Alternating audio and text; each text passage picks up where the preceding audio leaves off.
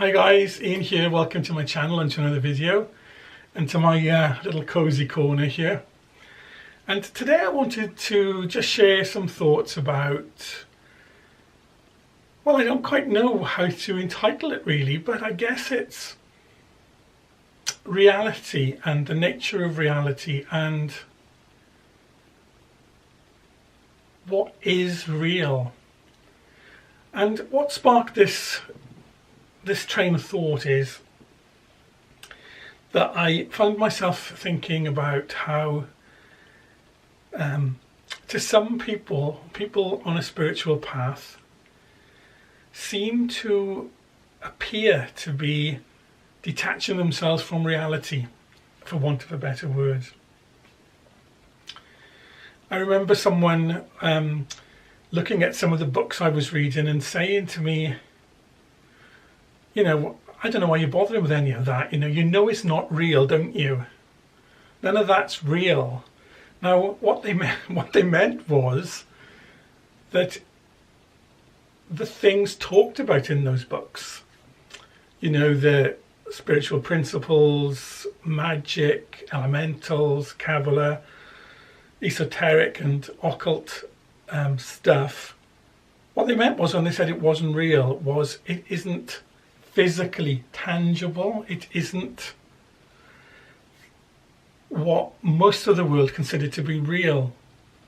Having a physical substance that can be touched, that can be handled, that can be, seen as part of routine everyday life.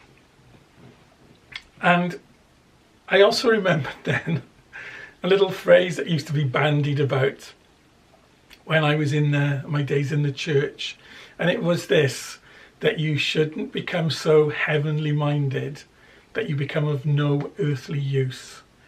And those two occurrences got me thinking about reality and the nature of reality, and about some of the things that I have learnt which influence now how I think about what is real and what. Let's change that word really, right? Because real it can be a little bit. What is existential reality, and what is perceptual reality? Now, if you've been watching any of my other videos, you'll know of my belief in the kind of the structure of a human being being the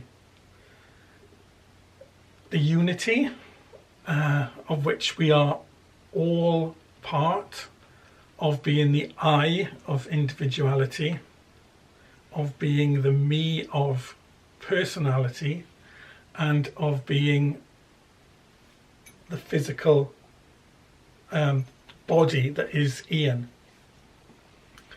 As I thought about this, I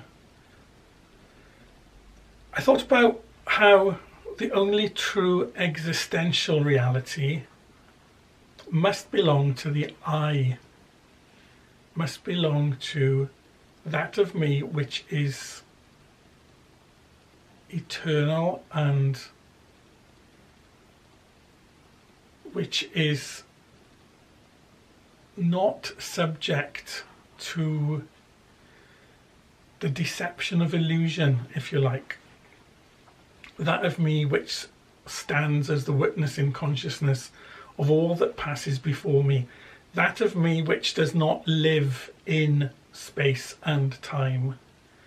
That of me which witnesses space and time pass before me. That must be, and that is, the only existential reality that I truly know. Everything else is perceptual reality. Now let's explore that a little bit as to why I say that. Because it would seem, wouldn't it, that it's the other way around. It would seem that the physical world is the place of existential reality, and the other worlds, the world of the astral, the world of the soul, the world of the I, the world of the unity, it would seem that that is the perceptual world, because it is something that we are talking about, but not necessarily being in that world fully at this moment, because I am here, I am physically present. Okay, so let's start then from the belief that this world, this physical world, let's start from the fact that we might believe that this is existential reality. Why would we think that? We would think that because we are bombarded daily by the senses of our bodies. We are in a world where we sit on physical chairs, where we drive cars, we live in houses, we eat physical food, we touch other human beings, where our senses appear to confirm to us that we are in reality. But where is this reality experienced? How do I know that I'm touching right now a beautiful statue of Kuan Yin? How do I know that? I know it because something in the inner me is processing information that's coming in through my eyes, optic nerve and brain. The physical pressure sensors on my hand is telling me that I'm touching it, and my knowledge, my intellectual knowledge, is telling me this is just so that this is Kuan Yin. But the point I'm trying to make is that all of that is actually being experienced inside of me. My belief that Kuan Yin is solid, that I'm sitting in this chair, in this room, in this house, exists because my mind is telling me that it exists. Okay. Let's move then to the dream state, when we're dreaming. Those times when we are having vivid dreams, you know, where we feel we're actually in the dream. We're flying, we are, I don't know, sometimes we're falling and we're driving our cars, or we're on a holiday on a sunny beach, or, you know, I'm sure we've all had dreams where they have felt so real. In fact, when we wake up afterwards, we say, gosh, that dream felt so real. So when we're in the dream feels like reality. And it's quite unusual for us, whilst in the dream, to say, oh, actually, I'm only dreaming. Now, I know that sometimes happens, but not most of the time. Most of the time when we're in the dream feels very real. So much so, when we have a nightmare and we wake up, we are so relieved, aren't we, that it's not real, because it felt so real at the time. So when I'm awake and I reflect on my dreams, I say, it wasn't real, it was only a dream. But when I'm in my dream and it feels real, at those times I don't even think that there is a reality, a waking reality beyond the world of my dream, because I'm so immersed in my dream. So we can see, can't we, right, that from the dream state, the waking state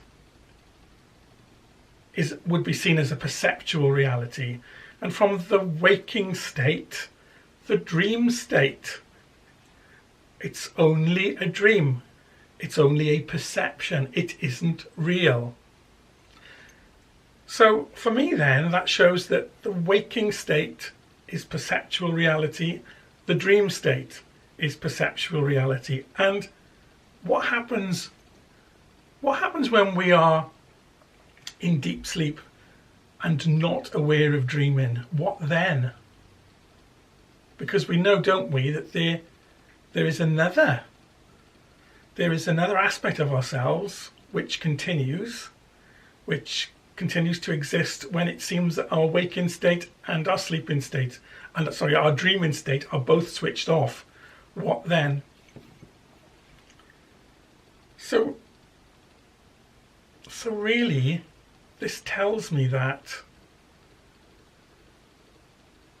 my waking state, when I tell myself because of the input of information through my senses, this waking life that is, to all intents and purposes, the most real, is actually perceptual reality. My logical mind tells me that my dream life, my dream world, perceptual reality. So where is my true existential reality that is not based on information that I am processing within myself? Because, you know, even with matter, it isn't what we think it is. If we could see matter, if we could see what it is beneath its surface, it would be something entirely different from what we believe it to be. To go back to Kuan Yin, if I had the apparatus to be able to see what that was, that mass of interlocking molecules, that conglomeration of energy, which just for now is holding together in the form of a statue of Kuan Yin, if I could see what it really was, it wouldn't be what I think it is. I only see it superficially. It's only a statue of Kuan Yin because that's what I am telling myself it is. That's what my perception of it is. And you know, the more I think about these things, the more you can end up going down a rabbit hole that's really difficult to sort of, not really difficult, but really profoundly amazing. Which is why in so many Eastern religions this reality is Maya, illusion. It's what we tell ourselves is our world. It's the world of illusion. It is not the world of reality. So where is the world of reality, of existential reality? That is the world of the I. That is the world of consciousness. That is the world of,